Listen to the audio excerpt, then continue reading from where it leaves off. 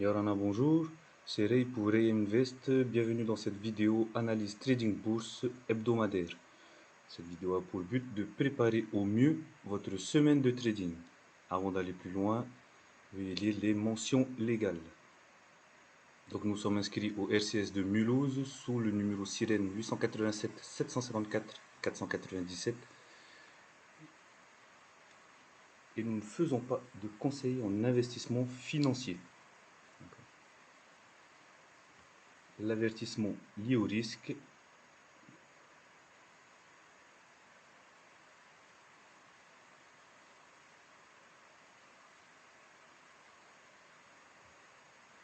Avant de commencer, si ce n'est pas déjà fait, abonnez-vous et activez les notifications.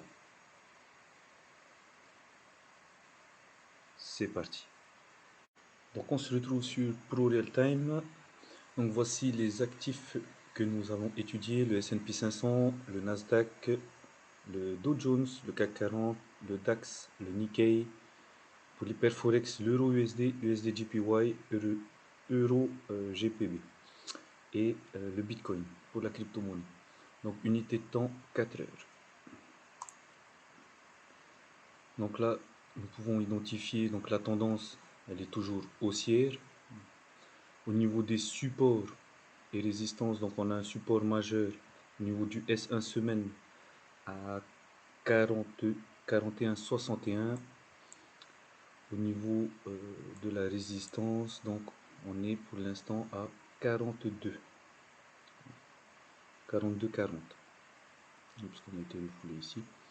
Donc on a eu une semaine, une bonne semaine haussière. Voilà, au niveau des résistances, support intermédiaire, donc on en a une à 42,15 qui était notre résistance de la semaine dernière, okay, et le point pivot de la semaine. Au niveau des indicateurs techniques, donc la bande de Bollinger, on est toujours en phase haussière, on est en train de revenir donc sur la phase 3. Au niveau du VWAP, donc on est supérieur, donc ce qui est très bon signe au niveau de la semaine. Et au niveau de l'EMA 120, on est aussi au-dessus. Donc une bonne tendance haussière qui se poursuit. Au niveau du RSI, donc on est à 65 actuellement. On voit qu'on a buté sur la zone des 70. Okay. Sauf que là, on a fait un plus haut. Donc probable divergence. Okay. Probable divergence ici. Alors que sur le RSI, on a un flat.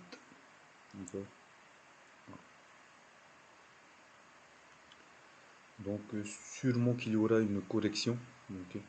Pas un retournement de tendance, mais une correction au niveau du support intermédiaire 42,15 et point pivot semaine. Donc il faudra attendre un rebond, okay, un retracement ici, un rebond, une consolidation pour pouvoir repartir et éventuellement casser cette résistance-ci. Voilà ce qu'on peut dire pour le S&P 500. Pour le Nasdaq, donc pour le Nasdaq, la tendance est toujours haussière, mais la pression elle est bien vendeuse. Elle est importante au niveau de la pression vendeuse. La semaine dernière, donc j'avais identifié une divergence. Okay. Donc ce qui a été confirmé puisque si on avait pris position ici, il y avait un beau 514 pips à prendre à la vente. Mais dans une tendance haussière, moi je préfère prendre des positions à l'achat. Ça c'est mon avis personnel. Donc qu'est-ce qu'on peut attendre de cette semaine? Donc là on voit bien qu'en fait on a rebondi sur le support principal, donc à 13 400, et sur l'oblique, okay, une oblique qu'on avait tracée depuis un bon petit moment, voilà, puisque point d'impact, et ici on l'a retouché, on l'a retravaillé pour repartir à la hausse. Donc on est en train de retravailler cette zone donc, de résistance. Okay. Donc, je pense qu'il faudra encore attendre un peu. Cassure éventuellement de cette résistance, pullback pour prendre à l'achat et tenter de venir récupérer les 14 000 points. Voilà. Donc au niveau des indicateurs techniques, la bande de Bollinger, on est en hausse. Sur le VWAP, on est en hausse. Par contre, l'EMA est flat. Okay. L'EMA est flat. Donc vaut mieux attendre. D'autant qu'au niveau du RSI, on est revenu sur les zones de 50, plus ou moins l'équilibre. Les investisseurs, les traders attendent de même le signal de cassure de cette résistance pour revenir comme support et repartir. Donc voilà ce qu'on peut dire pour le Nasdaq. Concernant le Dow Jones, alors ça c'était une très belle semaine haussière, puisque on avait identifié ici, j'avais identifié ici une zone de résistance qu'on a complètement explosé. Donc on vient former une nouvelle résistance au niveau de 34 800, 34 900. Au niveau du support, du coup, ben là il est identifié comme bon support, puisqu'on a explosé. Au niveau des supports intermédiaires, donc on a le point pivot semaine. Au niveau des indicateurs techniques, donc les bandes de Bollinger sont toujours en hausse. Le VWAP, on est au-dessus du VWAP semaine, ce qui est très bon signe pour la continuation. Le MA 120, lui, est en hausse aussi. Le RSI, par contre, lui, il est en surchauffe, puisqu'il est en surachat. On pourra éventuellement s'attendre à une correction pour qu'on revienne un peu à l'équilibre avant de repartir. Donc si c'est le cas, on viendrait potentiellement récupérer cette zone-là. On viendrait potentiellement récupérer cette zone-là au niveau du point pivot semaine et 34 584.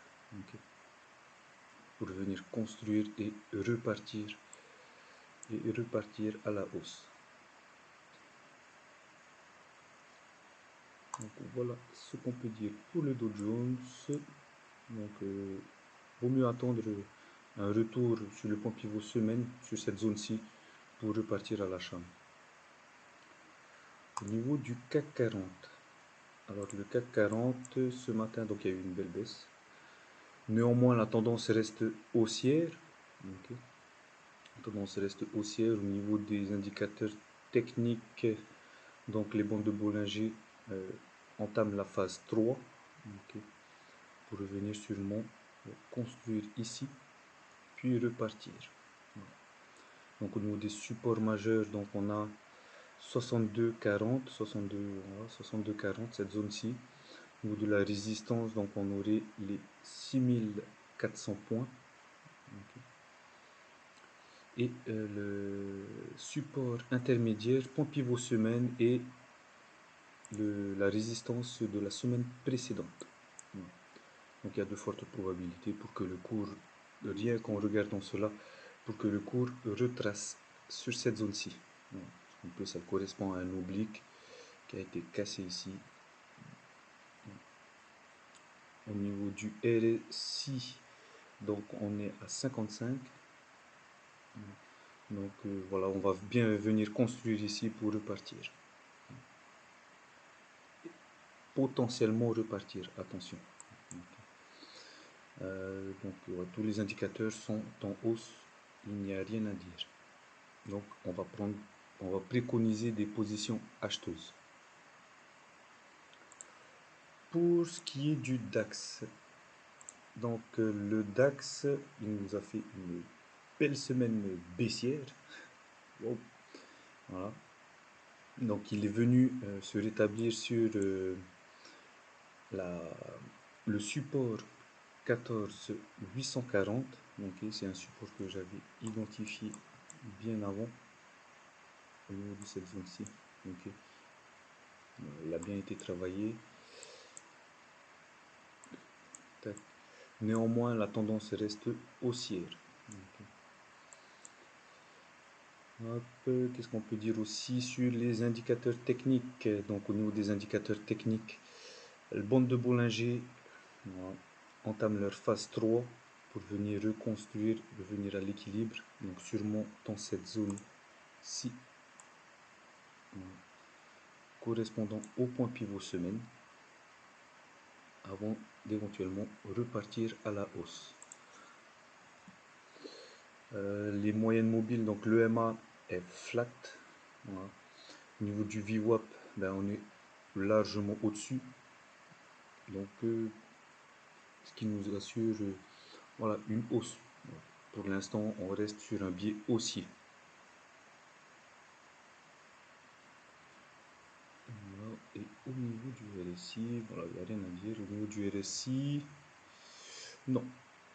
Il n'y a rien à dire au niveau du RSI, tout correspond. Comme dit, éventuellement on reviendra à l'équilibre au niveau des 50. Okay. Donc, ce qui correspondra à cette zone-ci pour repartir. Au niveau du Nikkei, alors pour ce qui est du Nikkei, on a une belle phase ici de congestion. Là, on a bien construit.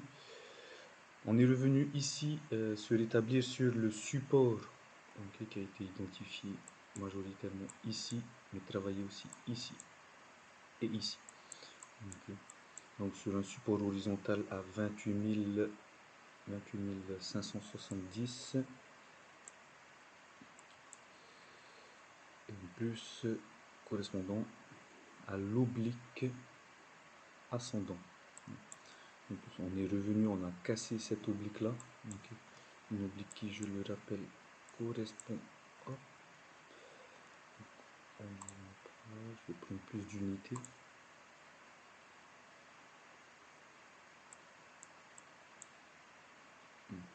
Donc l'oblique qui a été cassée, cette oblique-ci, elle a été cassée, donc elle est revenue en hausse. Et voilà les deux points sur lesquels je me suis appuyé pour tracer cette oblique.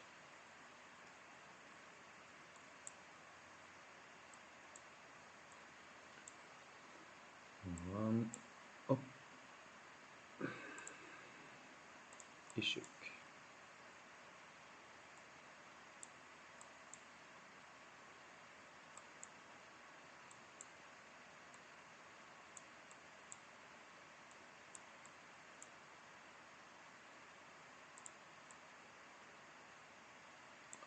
On la replace tranquillement.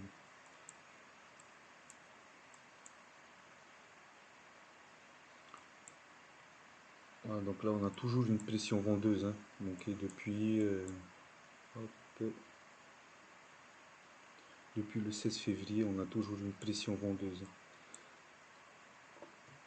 Bien que le biais soit aussi, on a une pression vendeuse, ça on ne l'oublie pas. Donc au niveau des indicateurs techniques, donc les bandes de Bollinger sont en phase, entament leur phase 3. Okay. Ils viendront éventuellement récupérer cette zone-ci.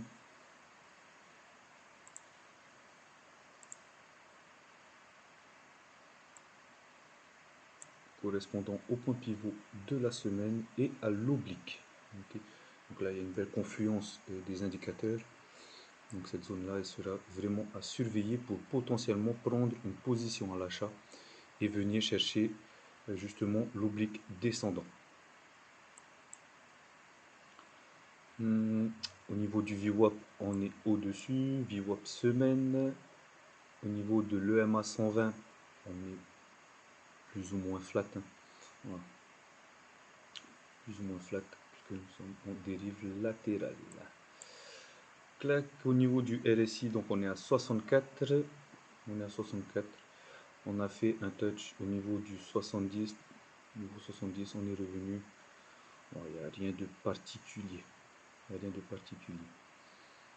Donc on viendra éventuellement, comme dit, récupérer cette zone-ci, voir dans un premier temps la mid R1 de la semaine puis dans un second temps, le point pivot pour repartir à la hausse.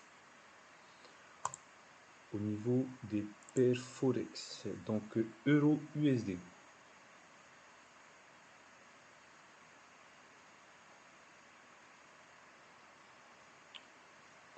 Je vais revenir sur son unité.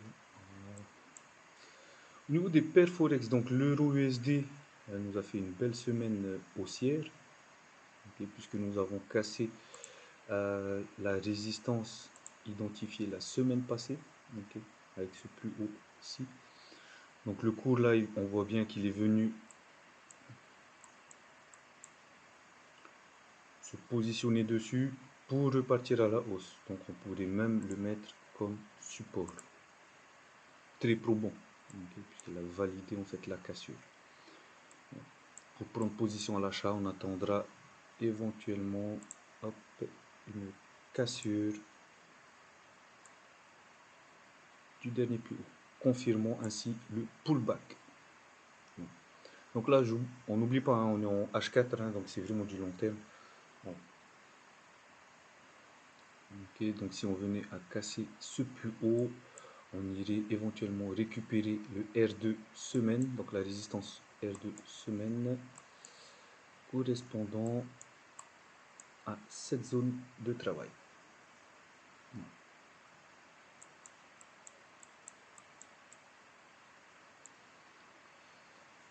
Tac. Au niveau des indicateurs techniques, donc le bande de Bollinger nous dit qu'on est en hausse, donc la phase 2 continue. La phase 2 continue. Dessus, il n'y a pas de problème. Le VWAP est largement au-dessus. Et au niveau de l'EMA 120, donc on reprend un biais haussier. À la fin de la semaine, on voit bien qu'en fait, enfin au milieu de semaine, non, à la fin de la semaine, on voit bien qu'en fait on est revenu consolider ici. Donc on a un flat au niveau de l'EMA 120 pour repartir à la hausse et entamer une nouvelle semaine. Au niveau du RSI, donc attention au niveau du RSI, puisqu'on est déjà en surachat, dans la zone de surachat à 71. Je vais agrandir. Et voilà ce qu'on pourrait identifier. Donc c'est surtout ici, donc on a un plus haut au niveau du RSI, correspondant à ce plus haut-ci. Donc est-ce qu'il y aurait une divergence qui se forme? On ne sait pas. Voilà, ça il faudra attendre que le cours casse et forme un plus haut ici et avoir une confirmation que le RSI en fait ne passe pas la barre des 74. Voilà. Le cas où le RSI ne passerait pas la barre des 74 points, mais que le cours formerait un plus haut, il y aurait divergence. Et donc, forte probabilité pour qu'on retrace au niveau du point pivot de la semaine. D'autant plus que sur le point de vue technique, donc on a bien cassé cette oblique descendante, mais on n'est pas revenu en fait construire dessus. On n'est pas revenu s'appuyer dessus. En conclusion, la cassure, enfin c'est cette résistance oblique n'est pas devenue un bon support. On ne s'appuiera pas dessus pour l'instant. Donc il y a de fortes probabilités pour que le cours revienne même retracé sur cette zone-ci.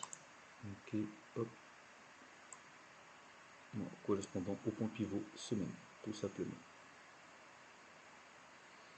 Donc attendre que le RSI finisse, donc là qu'il y ait, enfin valide la divergence pour qu'on puisse venir chercher le point pivot de la semaine.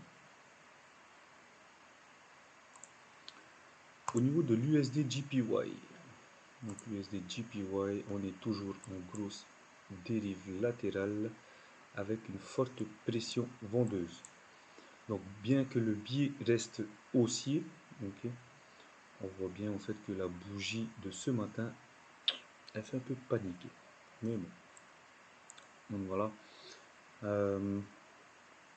Au niveau des indicateurs techniques, au niveau du VWAP, on est en dessous. Le MA 120 est flat. Et au niveau des bandes de Bollinger, on n'a pas tout à fait fini la phase 2. Okay, donc on n'a pas tout à fait fini la phase 2. Il faudra encore attendre que la borne inférieure se redresse pour qu'on entame la phase 3 de consolidation. Au niveau du RSI, donc le RSI a buté vendredi sur la zone des 50 et elle a rebuté de nouveau aujourd'hui sur la zone des 50. Donc il faudra attendre. Donc, là, il n'y a pas vraiment de position très intéressante. Il faudra attendre. Donc, dans le cas où, pour préparer au mieux la semaine, dans le cas où on casserait la résistance oblique et qu'on vienne récupérer, donc faire un pullback dessus pour repartir, on prendrait à l'achat. Inversement, si le cours venait à casser le support oblique et qu'il viendrait faire un throwback, on viendrait chercher la S2 potentiellement.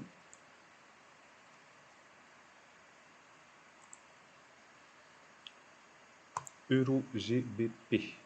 Donc l'euro GBP, on est en tendance haussière, donc on a bien un biais haussier.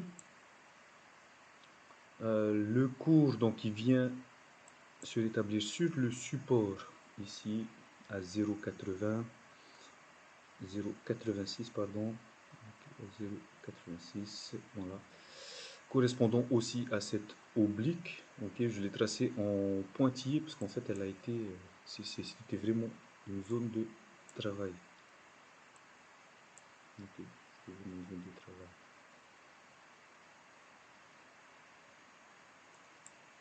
Voilà, donc ça serait un support oblique intermédiaire.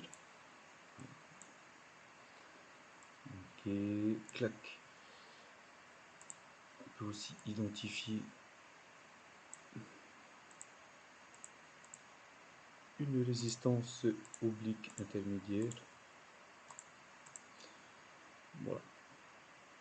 Au niveau des indicateurs techniques, donc les bandes de Bollinger, nous indiquent que on est en phase 1 encore de construction. Là, on est en construction, okay, puisqu'on voit bien que le cours il évolue quand même depuis le 16 avril dans un gros range.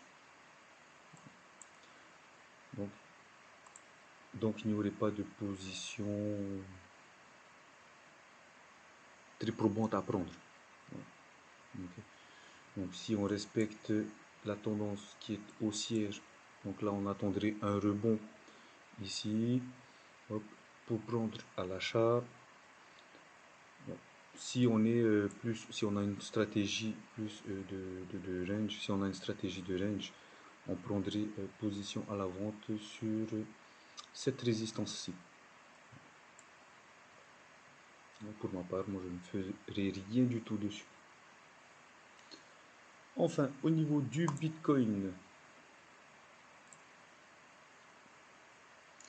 donc au niveau du Bitcoin, oui, donc là j'avais fait mon analyse, l'analyse de la semaine dernière.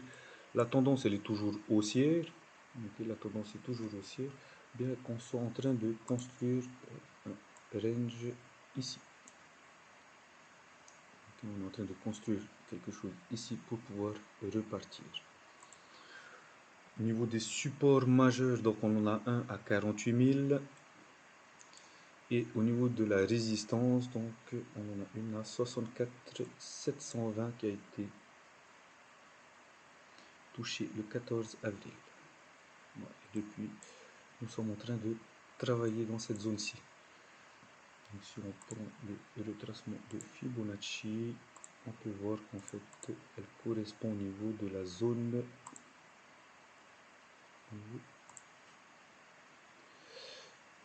des zones de 61,80 là actuellement. Actuellement, on est en train de travailler la zone des 61,80.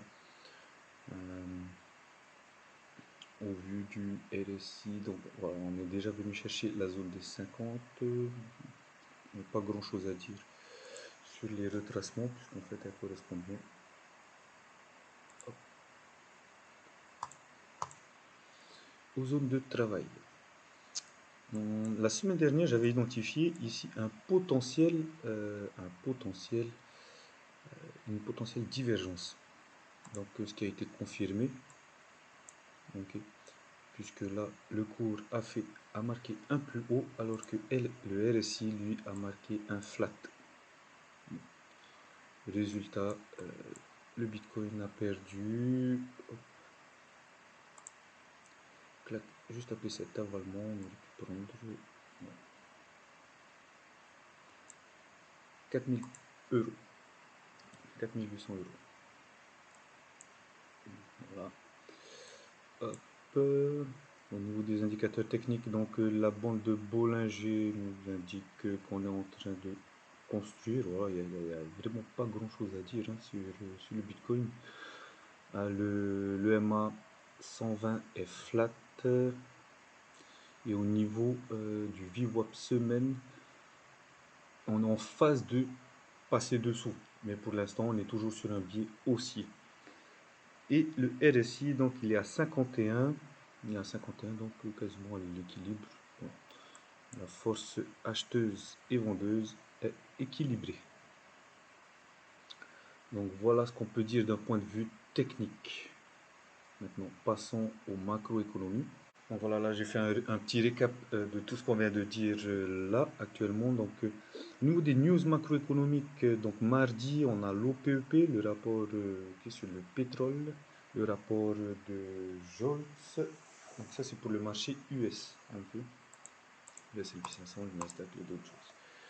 Et à fortiori, elle touchera aussi toutes les paires Forex qui ont le dollar.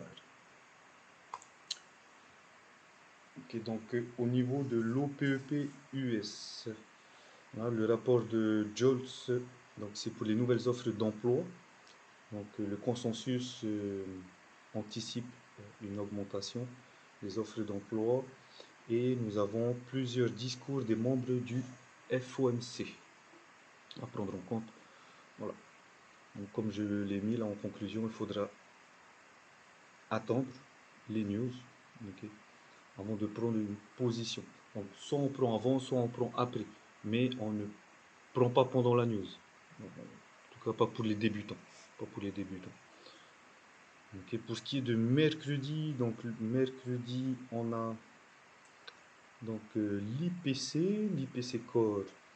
Donc le consensus lui il admet une hausse. Enfin les analystes sont comment dire sont partagés. Parce qu'il y en a qui sont en hausse et d'autres qui anticipent plutôt un flat. Hein. Donc une continuation normale. Ensuite, le stock de pétrole US, donc de même le consensus anticipe une hausse. Pour jeudi, nous avons l'IPP. Donc l'IPP, c'est l'indice de prix à la production.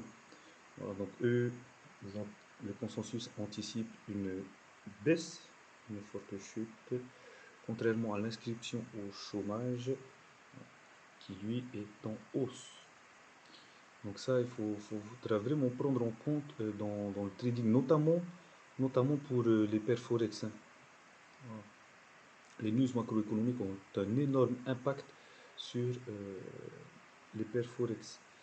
L'IPP, pour ceux qui ne le savent pas, okay, c'est un moyen, c'est un indicateur qui nous permet d'anticiper l'inflation.